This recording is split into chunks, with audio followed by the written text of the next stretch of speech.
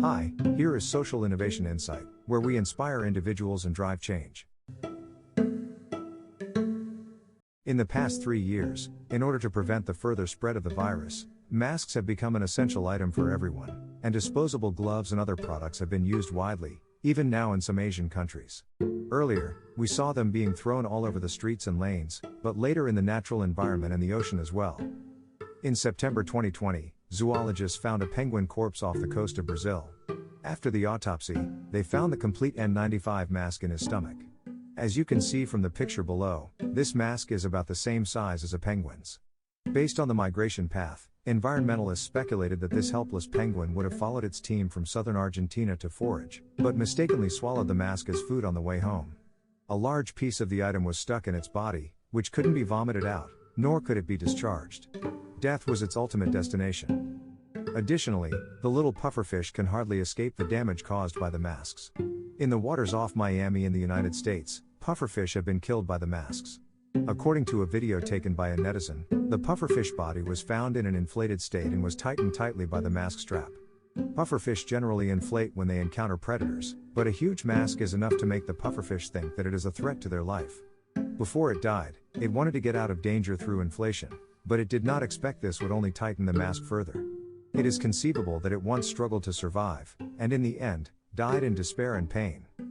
According to the Masks on the Beach report released by Oceans Asia, the number of masks produced globally in 2020 was estimated to be 52 billion, of which about 1.56 billion masks would flow into the ocean.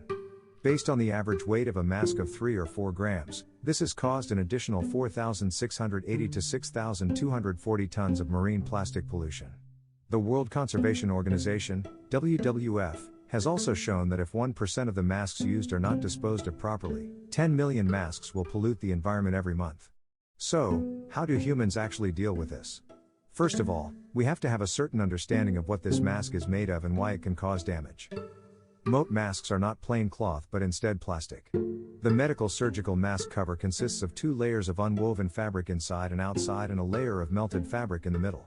The outer layer has an anti-dropping effect, the middle layer has a filtering function, and the inner layer mainly absorbs the liquid and moisture released by the wearer.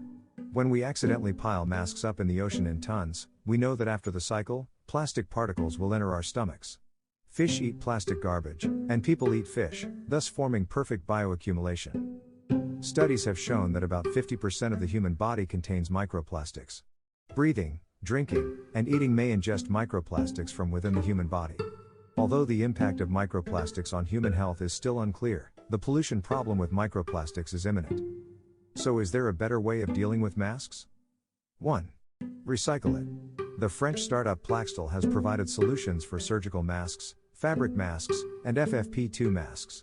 It conducted a pilot program in Châtellerault, France, where nearly 100,000 masks were recycled. Co-founder Olivier Civil said, "We have set up 50 collection points in pharmacies, stores, and shopping malls. We remove the metal rods from the masks and grind them until the crushed masks are thoroughly purified through the ultraviolet tunnel. We then turn these fragments into Plaxtil materials that are injected into the injection molding machine to obtain protective objects for COVID-19, such as mask fasteners, door openers, protective masks, etc." 2. Mask alternative. Queensland University of Technology, QUT, in Australia has developed a product made from waste plant materials, such as bagasse and other agricultural waste. The initial goal was to develop biodegradable anti-pollution masks. The current idea is that it can also be used for COVID-19 protection because the highly breathable nanocellulose material can remove particles smaller than 100 nanometers. 3. Reuse it. Researchers at RMIT University in Melbourne, Australia have developed a new material that hopes to use masks for road construction, but the technology is still in development. The material combines shredded disposable masks with recycled concrete aggregate, RCA.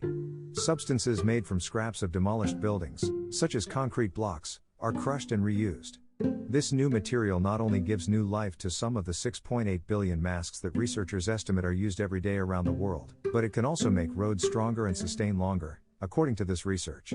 Whether it's the use of masks to pave the road or the reuse of materials, these seemingly mind-boggling ideas are trying to tackle these toxic problems that are the cause of the world's pollution. Actually, not only can these scientists reinvent masks, but we can also make contributions too.